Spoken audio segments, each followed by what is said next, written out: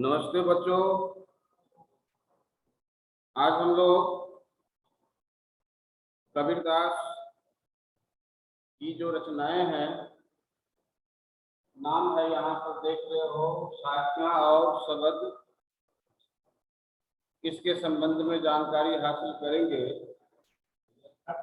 पिछली कक्षा में इसी विषय पर चर्चा हुई थी। आज उसी विषय को आगे बढ़ाऊंगा। कल साखियां के संबंध में बताया गया था। मैंने बताया था कि कबीरदास ने इन साखियों के माध्यम से अपने समय और समाज की अनुभूतियों का वर्णन किया है। जो उन्होंने समाज में देखा, समझा और जो उन्हें बुरा लगा, उन बुराइयों का भी उन्होंने विरोध किया। इन कविताओं के माध्यम से विरोध किया है। ठीक है, तो इस तरह से आज हम देखेंगे। उन्हीं साक्ष्यों को आगे मैं बढ़ाऊंगा। तुम लोगों को 3 साक्ष्यों के बारे में बताया गया था। मान सरोवर सुभर जल, हंसा के ली कराही, मुक्ता फल मुक्ता चुगै, अब उरी अनतन जाही।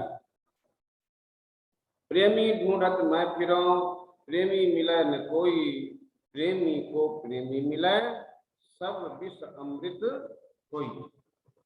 तीसरी साखी है, हस्ती चलिए ज्ञान को, सहज दुलीचा दारी, स्वान रूप संसार है, भूकन दे झक मारी।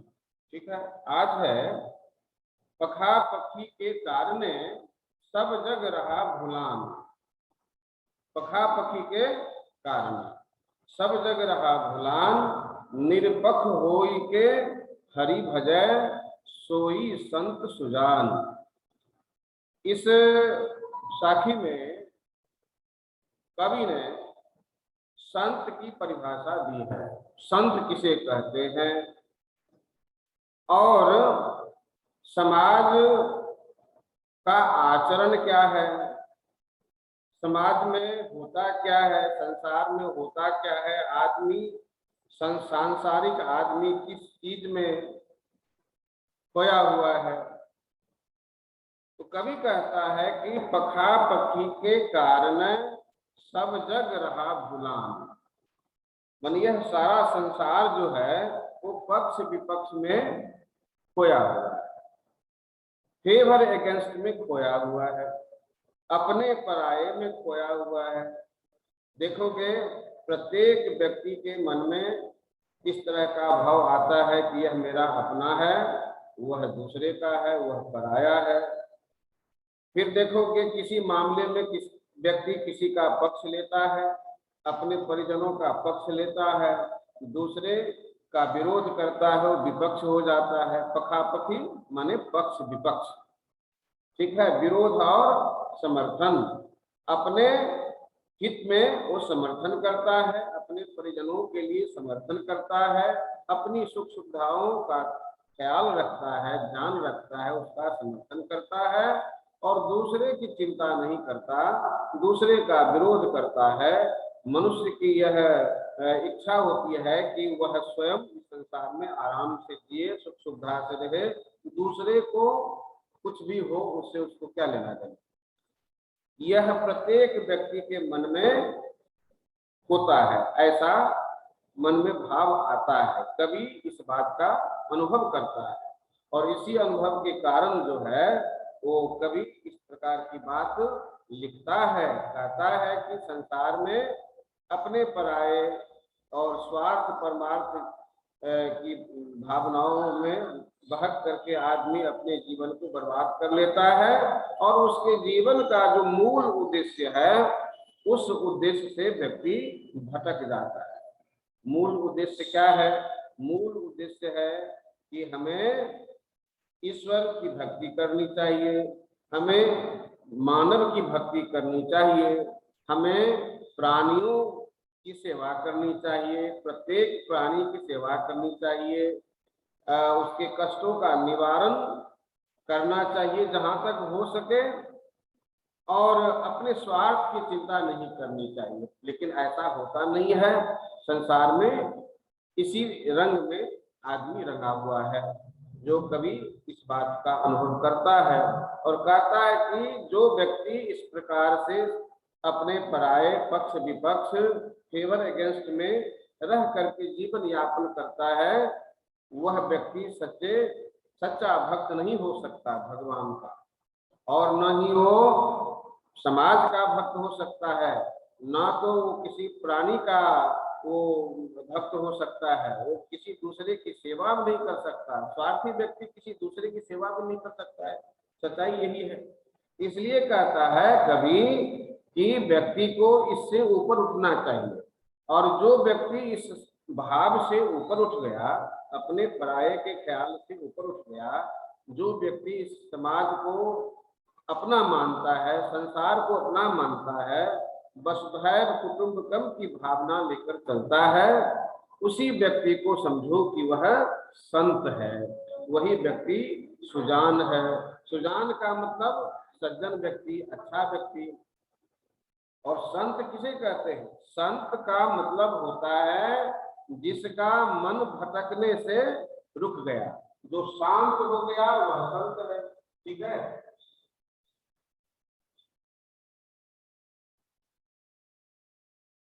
यह जो संत शब्द है, यह संत कबीरदास जैसे संत के लिए, व्यक्ति के लिए यह शब्द प्रयोग में आता है। ठीक है। तो संत कहते हैं उस व्यक्ति को जिसका मन शांत हो गया है, जो संसार में भटकना नहीं चाहता, अब भगवान की ओर उन्मुख हो गया है ना, प्राणियों की सेवा में लग गया है, दूसरे के उपकार में अपना जीवन यापन करता है। ऐसे ही व्यक्ति को संत कहा जाता है, जिसके अंदर अब सुख की कोई इच्छा न रही। ठीक है। तो इस प्रकार से इस साखी में कवि ने बताया है कि संत किसे कहते हैं, और एक प्रकार से यह सीख दी है कि व्यक्ति को सांसारिकता से, मोह माया से, स्वार्थ से ऊपर उठकर भगवत भजन करना चाहिए, और प्राणियों के कल्याण की बात सोचनी चाहिए। इस प्रकार से इस साखी के माध्यम से कवि ने कहा। दूसरा क्या है? दूसरा इसके बाद की जो साखी है वह क्या है? कहता है कवि कि हिंदू मुआ राम कही, हिंदू मुआ राम कही। कबीरदास के समय में ऐसा होता था, आज भी होता है। हिंदू मुसलमान आपस में खूब लड़ते झगड़ते हैं, आज भी ऐसा हो रहा है। अपने देश की दशा को देखो, प्रतिदिन जो है वो टेलीविजन में, अखबार में, या और भी जो मीडिया है, तो उस सब में देखोगे कि इस प्रकार के विवाद बहुत आजकल हो रहे हैं। हिंदू मुसलमान अपनी अपनी अपनी अपनी भलाई, अपने अपने धर्म को श्रेष्ठ मानते हैं। आज भी प्राय ऐसा हो रहा है। कबीरदास के भी समय में ऐसा होता था। कबीरदास ने क्या लिखा इस साखी में? लिखा कि हिंदू मुआ राम कही और मुसलमान खुदाई। ठीक है। हिंदू मुआ राम कही, मुसलमान खुदाई, है ना। कहे कबीर सो जीवता, जो दुह के निकट न जाई। मतलब कबीरदास जी कहते हैं कि हिंदू क्या करता है?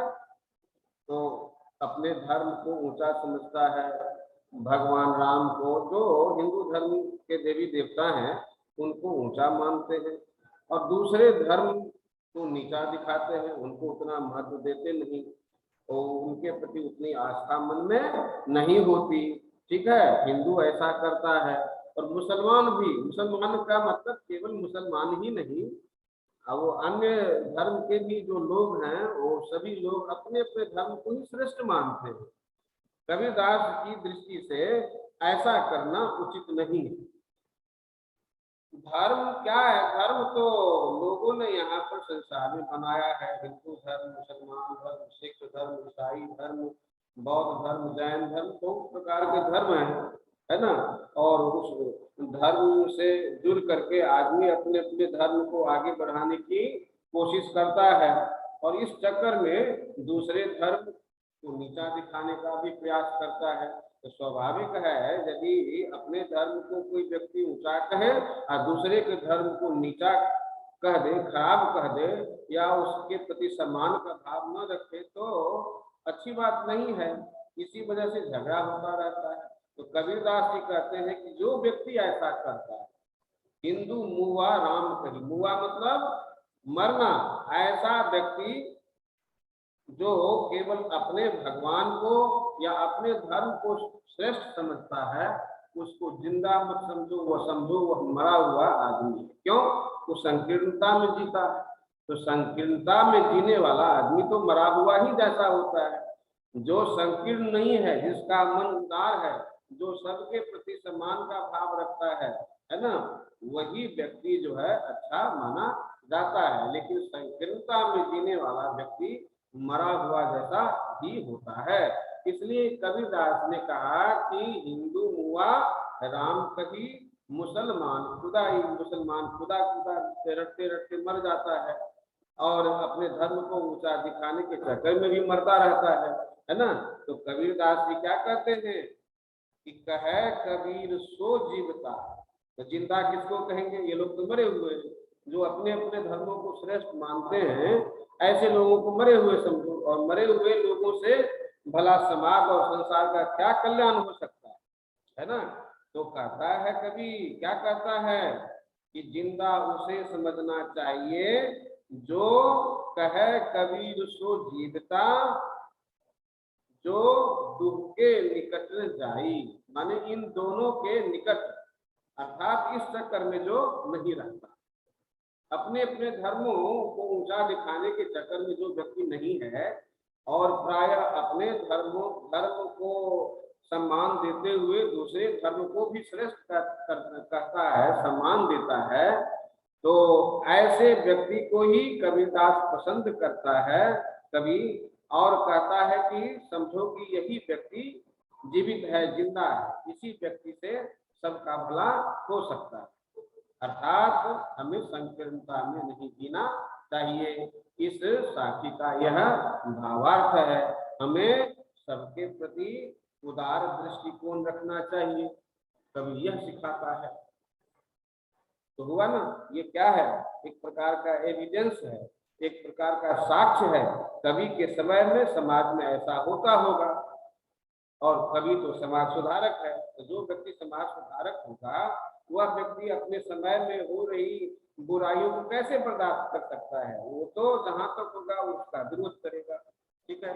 तो इस प्रकार से कबीरदास ने भी अपने समय को और अपने समाज को सुधारने का प्रयास किया है, एक प्रकार से व्यंग किया है अपने समाज पर। तो इस प्रकार से तुमने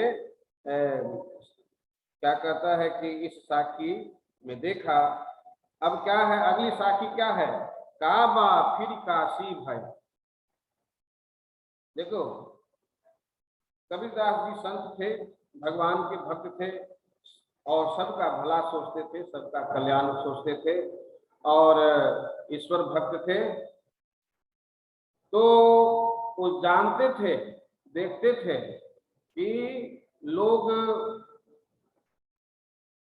तीर्थ करते हैं, व्रत करते हैं, मंदिर मस्जिद में जाते हैं। उनके समय में होता था, आज भी प्राय होता है। लोग तीर्थ करने जाते हैं, घूमने जाते हैं, काशी, मथुरा, वृंदावन, जहाँ तहाँ, हरिद्वार, जो भी, या विदेशों में भी लोग घूमने जाते हैं, धार्मिक दृष्टि से जाते हैं। मुसलमान लोग कहाँ जाते हैं? काबा जाते हैं। तो कहता है काबा फिर काशी भया, राम ही भया रहीम। इस साखी में क्या है ये जानो। काबा फिर काशी भया, मन काबा को ही काशी समझो। ये सब क्या है? तीर्थ स्थान है। काशी क्या है? एक धार्मिक माने शहर है ना। और काशी का जो है हमारे धर्म ग्रंथ में बड़ा ही महत्व दर्शाया गया है। पवित्र स्थान और शहर दिखाया गया है, माना गया है। और कहा जाता है कि काशी में समय समय पर सभी देवी देवता इकट्ठा होते हैं, है ना। तो काशी को जो है बड़ा ही पवित्र माना गया है। तो लोग जो है हिंदू लोग काशी जाते रहते हैं, धार्मिक दृष्टि से पर्यटन करते रहते हैं। मुसलमान लोग भी अपने अपने तीर्थों में जा करके और अपना धार्मिक कृत्य कर आते हैं। तो उनको ऐसा करने से संतोष होता है। और इसमें भी संकीर्णता है ना। हिंदू काबा नहीं जाता और मुसलमान काशी को महत्व नहीं देता, इसमें भी झगड़ा है। कबीरदास जी के समय में भी ऐसा होता था। और जब होता था तो उन्हें अच्छा नहीं लगता था, क्योंकि न तो क्या कहता है कि काबा वाले काशी को महत्व देते थे और न काशी वाले काबा को महत्व देते थे। राम वाले न तो रहीम को महत्व देते थे और न ही रहीम वाले राम को महत्व देते थे। आज भी ऐसा होता है। तो कबीरदास ने कहा कि यह ना समझी है। लोग समझते हैं कि काबा अलग है, काशी अलग है, राम अलग है, रहीम अलग है। यह अज्ञानता है। कबीरदास ने इसे अज्ञानता कहा है। और उनका कहना है कि ये सब मिला करके एक है। ना तो राम अलग है, न रहीम अलग है। सब मिला करके एक ही ईश्वर के ये अलग अलग नाम है कि नहीं। और एक ही ईश्वर के ये दो अलग अलग तीर्थ स्थान हैं, एक ही भगवान के। अरे भावना रखो, तुम यदि क्या कहता है कि काबा में जाओगे तो क्या वह राम नहीं मिलेंगे? वहां भी तो राम मिलते हैं। भावना वैसी तुम्हारे पास होनी चाहिए, है? तो इस प्रकार से कबीरदास ने कहा है कि ये काबा और काशी, राम और रहीम सब मिलाकर एक ही है। कहा भी है कभी कि काबा फिर काशी भया, काबा ही काशी है, राम ही भया रहीम, राम ही को रहीम समझो। लोगों ने ऐसा क्यों, लोगों ने ऐसा किया है। भगवान के द्वारा ये काबा, काशी, राम, रहीम नहीं बनाया गया है। लोगों ने अपनी अपनी सुविधाओं के हिसाब से इस प्रकार कल्पित भगवान को मान लिया है। भगवान राम की कल्पना कर ली है लोगों ने, रहीम की कल्पना कर ली है, खुदा की कल्पना कर ली है, गॉड की कल्पना कर ली है कि नहीं। इस प्रकार से लोगों ने अपनी अपनी सुविधा के मुताबिक ईश्वर की कल्पना कर ली है और लोग भक्ति दिखाते हैं, चले जा रहे हैं, है ना। लेकिन समाज में होता क्या है कि इस चीज से पूरी कलह उत्पन्न होती रहती है समाज में। एक ही समाज में यदि सभी धर्म के लोग, सभी जाति के लोग हैं तो आपस में लड़ते झगड़ते रहते हैं किसी न किसी वजह से, है कि नहीं। तो एकता का भाव लोगों में आ ही नहीं पाता है। तो कबीरदास जी कहते हैं कि समाज में एकता लाने के लिए इन सब भावनाओं को तिलांजलि देनी पड़ेगी। इन सब भावनाओं को, इन संकीर्णताओं को दूर करना पड़ेगा। हिंदू को चाहिए कि मुस्लिम धर्म और खुदा, रहीम आदि को मानना चाहिए, सम्मान देना चाहिए, है कि नहीं। और मुसलमानों का भी यह धर्म है कि वह हिंदू देवी देवता और तीर्थ स्थानों को सम्मान दे। तो जब दोनों या सभी धर्म आपस में एक दूसरे को सम्मान देंगे तब एकता का भाव उत्पन्न होगा। और जब समाज में, संसार में, देश में लोग एक सूत्र में बंध जाएंगे तो निश्चित तौर पर सभी लोग यहाँ जीना पसंद करेंगे, आराम से रहना पसंद करेंगे और फिर उन्हें जीने का एक अलग आनंद ही प्राप्त होगा। तो समाज में एकता बहुत जरूरी है और सबके प्रति सम्मान का भाव भी रखना जरूरी है। ये तो समाज की बात हुई, देश की बात हुई। अपने ही परिवार में देखो, अपने ही परिवार में जब सभी लोग एक सूत्र में बंधे नहीं रहेंगे और अलग अलग विचारधारा के लोग रहेंगे परिवार में, तो निश्चित तौर पर परिवार में भी कलह होगी, परिवार टूटेगा, बिखरेगा, है कि नहीं? लोग एक दूसरे को सम्मान नहीं देंगे। तो इस प्रकार से भावों की एकता होनी चाहिए, विचारों की एकता होनी चाहिए, तब जो है वो परिवार और समाज, देश ढंग से आगे की ओर बढ़ेगा। ठीक है, आगे देखो कि ऊंचे कुल का जन्मिया जे करनी ऊंच न हो। यहाँ पर कुल खानदान की बात कवि ने कही है। हमारे समाज में इस बात का अहंकार लोगों के मन में रहता है। क्या कुछ लोग समझते हैं कि मैं बहुत ऊंचे कुल का व्यक्ति हूँ, कुछ सम्मान, लोग समाज में मुझे खूब सम्मान मिलेगा, आदर मिलेगा, है कि नहीं? तो कवि कहता है कि देखो, इस प्रकार के अहंकार को पालना अच्छी बात नहीं है। आदमी जो है क्या कहता है कि जन्म से ऊंचा नहीं होता। यदि कोई व्यक्ति ऊंचे खानदान में, अच्छे परिवार में जन्म ले लेता है, परंतु उसका काम अच्छा नहीं होता, वो घृणित काम करता है, खराब काम करता है, निंदनीय काम करता है, तो समझो कि उस व्यक्ति की तो निंदा होती ही है, उसके कुल खानदान की भी निंदा होती है। ठीक है ना? तो इस प्रकार से यहाँ पर कवि ने सिखाया है कि अच्छा आचरण करो ताकि तुम्हारा भी मान हो, सम्मान हो और तुम्हारे कुल खानदान का भी नाम ऊंचा हो। कवि ने इस साखी में दोहे के माध्यम से बात को स्पष्ट करने का प्रयास किया है। कहता है, ऊंचे कुल का जन्मिया जे करनी ऊंच न होय, सुबरन कलश सुरा भरा साधु निंदा सोय। ठीक है, मतलब सुबरन कहते हैं स्वर्ण को, सोने को। तो सोने के बर्तन में सुबरन कलश, कलश कहते हैं घड़े को, बर्तन को, सोने के बर्तन में सुबरन कलश सुरा भरा। सुरा कहते हैं शराब को, नशीला पदार्थ है जिसके पीने से आदमी नशे में आ जाता है और सुध बुध खो बैठता है नशे में आकर के। तो कवि बताता है कि देखो, यदि हम सोने के बर्तन में नशीला पदार्थ रख दें, शराब आदि को रख दें, ठीक है, तो क्या होगा? किसकी बदनामी होगी? शराब की तो बदनामी होगी ही। क्यों? तो वो अच्छी चीज तो नहीं है, वो अच्छी चीज नहीं है। उसका आचरण क्या है? वो क्या करता है? लोगों को नशे में बुध कर देता है। जब व्यक्ति नशे में आ जाता है तो कुछ भी कर सकता है वो, है कि नहीं? और बेहोश हो जाता है और अपनी जिंदगी को बर्बाद कर देता है।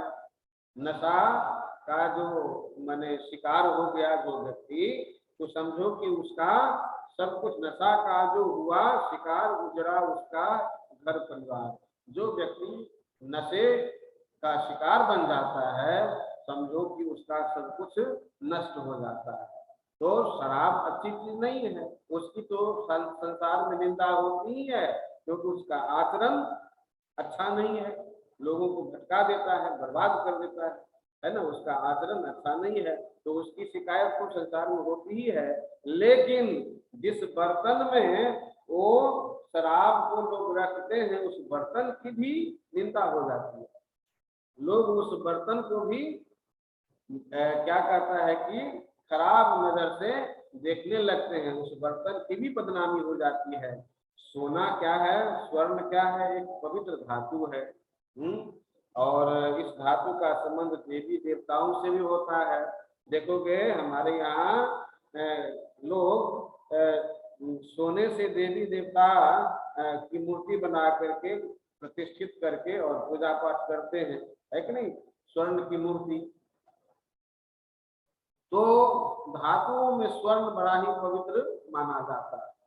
और कहता है कि शराब के संपर्क में आने से उसमें रखे जाने से क्या कहता है कि उस कलश की भी बदनामी हो जाती है और शराब की तो बदनामी होती ही है।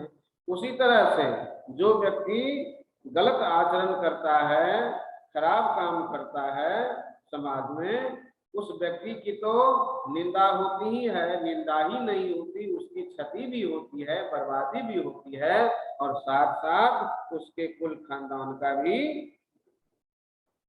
क्या कहता है कि अपयश होता है और उसकी बदनामी होती है। तो इस प्रकार से बच्चों हमने देखा कि कबीरदास की जो साखियां हैं, इन साखियों में कबीरदास ने अपने समाज की बुराइयों का जिक्र किया है, और जिक्र ही नहीं किया है बल्कि क्या कहता है कि एक प्रकार से लोगों को एक नई राह भी दिखाई है और एक शिक्षा भी दी है कि आदमी को अच्छा इंसान बनना चाहिए और सभी से मिलजुल कर रहना चाहिए, ईश्वर की भी भक्ति करनी चाहिए और सबसे प्यार से मिल करके रहना चाहिए, और समाज को तो जहां तक हो सके आगे की ओर ले जाना चाहिए। इस प्रकार से ये सारी की सारी साखियां क्या है? एविडेंस हैं, साक्ष्य हैं। ये सभी साखियां कबीरदास के समय के साक्ष्य हैं, वो एविडेंस हैं, और ये मैंने दर्शाते हैं कि उनके समय में क्या होता था समाज में। ठीक है, तो ये साखियां हैं। और इसके बाद क्या है? शब्द। शब्द क्या है?